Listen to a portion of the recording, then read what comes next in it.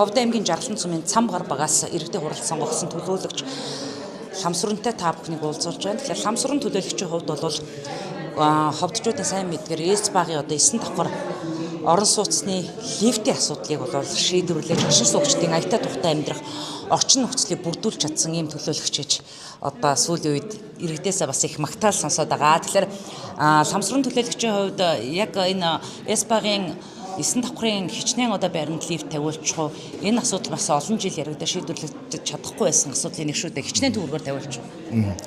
За сайн байцгаана уу та бүхэндээ энэ өдрийн мэнд хүргье. За тэгэхээр ерөнхийдөө тэнд орчин сууж байгаа иргэдээс маш их санал ирдэг. Иргэдийн нийтийн хурлаар энэ санал бас ороод дэмжигдсэн.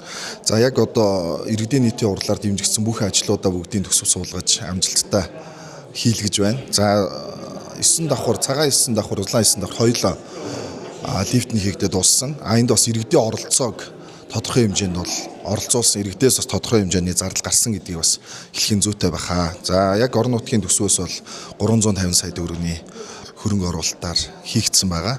За энэтэй холбогдуулаад бас би ийм бичиг явуулсан юм. Урд нь яг хүлээж авсан хүмүүсийн акт юу байгаа, зураг нь хаана байгаа гэдэг талаар газрын алба болон архивын газар руу бичиг явуулсан. Энэ бичгийн хариу одоо 2026 оны 1 сард надад ирсэн байдаг. За юу гэж ирсэн бэ гэхээр тэр хүлээж авсан ямар нэгэн бичиг баримт бол байхгүй гэсэн юм төрийн үйл ажиллагаа бас нэлээд хангалтгүй явсан юм зүйл бас энэ дээр байгаа. Яалтчгүй одоо иргэдийн нийтийн хурлаар дэмжигдсэн ажлуудыг бол бид нар төсөв суулгах үүрэгтэй. Үүнийхээ дагуу бол иргэдийнхээ хүсэлтийг бол биелүүлсэн. Тэнд амьдарч байгаа орсон суугч гэсэн бас татвар төлөгчд хүмүүс бол нөгөө татвар төлөгчдийн мөнгийг дэмий зүйлд зарцууллаа гэдэг байдлаар над руу бас нэлээд арга шиг үзүүлсэн юм асуудлууд байгаа учраас үнийг бас сохон нэмэлж хэлж байгаа. За эрүүл мэндийн хувьд ч тэнд одоо өндөр настай хүмүүс байгаа. Гинти ямар нэг амар осол болвол яах вэ ч юм уу тийм ээ. Энд бол нэлээд дагавар та өөрөө амьдарч исэн бол яах байсан бэ гэдэг өнцгөөс бас харж хүлээж аваасаа гэж бодож байна. Ажил дууссан. Хүлээж авах комисс ажиллаад ерөнхийдөө лифт бол ажиллаад эхэлсэн байж байгаа. Иргэдээс нь бас энэ тухай та хоёрыг бас тодруулаад өгөөсэй гэж ямар байгааг тодруулаад өгөөсэй гэж хүсэж байна. Орон нутгаас 350 сая төгрөг гарчжээ. Тэгвэл ЭС-багийн одоо байранд оршин сууж байгаа нийт одоо хичнээн иргэдээс хэдэн төгрөгийн төсөв бас гарсан. За миний ерөнхийдөө харж байгаагаар бол өрх бүрээс нэг 100 гаруй мянган төгрөгийн бас юу гарч байгаа. Тэр лифтийг ухсрахын тулд доотлын бас дүүргэлтүүдийг хийх ажил байсан. За дээрэс нь нөгөө чифжүүлж тэр нөгөө байнгын бас үйл ажиллагааг ашигтай байлгахын тулд зөвхөн орсон суугчдаа чифжүүлэх юм ажил бас байна. Иргэднээс өөрсдийнхөө санаачлагаар нэмээд бас хаалга хийлгэж байгаа гэдэг ийм мэдээлэл бол надад өгсөн байгаа. Иргэдээс хичнээн төгрөг гарсан. 100 гаруй мянган төгрөг л гэж ойлгоод байгаа. Нийт төсөв нь. Нийт төсөв нь тэгэхээр чи нэг 10 гаруй сая төгрөгийн төсөв гарсан гэж ойлгож байна. Явцын хяналт энэ дээр маш сайн хийгдсэн байх гэж итгэж байгаа. Тэгэхээр явцын хяналтыг өрн ямар байгууллагуудаа ямар иргэдийг оролцуулж одоо хийсэн байна. За яг зөв.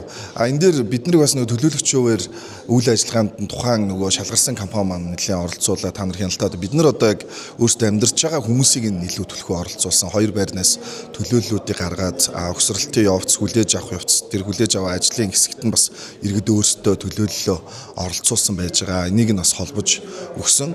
За дээр нь нөгөө лифтгүй байр хүлээгээд авцсан асуудал байж байна. Тэ архив дээр одоо би янз янзын бичиг явуулал ингээл байж байгаа. Ер нь энээр бас тодорхой хэмжээний хариуцлага хүлээлгэх ийм зүйл дээр бас анхаарч ажиллаж байгаа. Хууль эрх зүйн хувьдаа тэр маань жоохон гацалттай хүлээж аваад бас тодорхой хугацаа өнгөрцөн эргэж хөөгөлцөх асуудал байхгүй ч юм иймэрхүү зүйлүүдтэй тулгарч байгаа.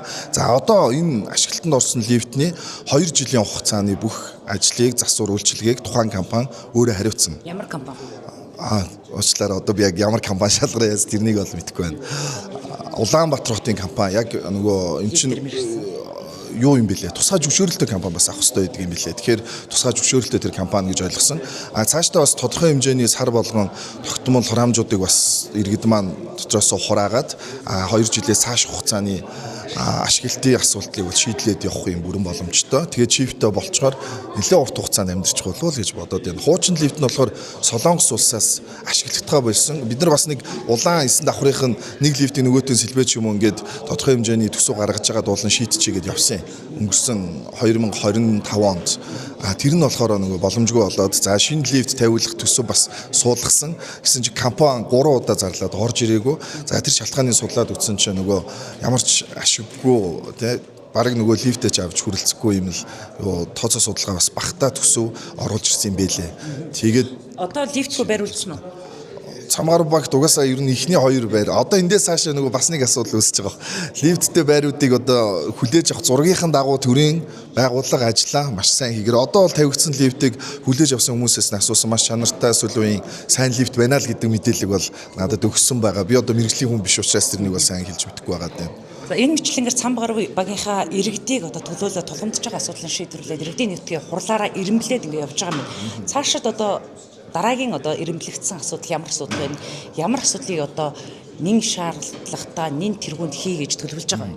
За орон сууцны ерөнхийдөө нөгөө шугам сүлжээний асуудлууд бол нэлээд манай баг дээр яригдсан. Тэр асуудлууд эхнээс 70% шийдэгдээд дуусж байгаа.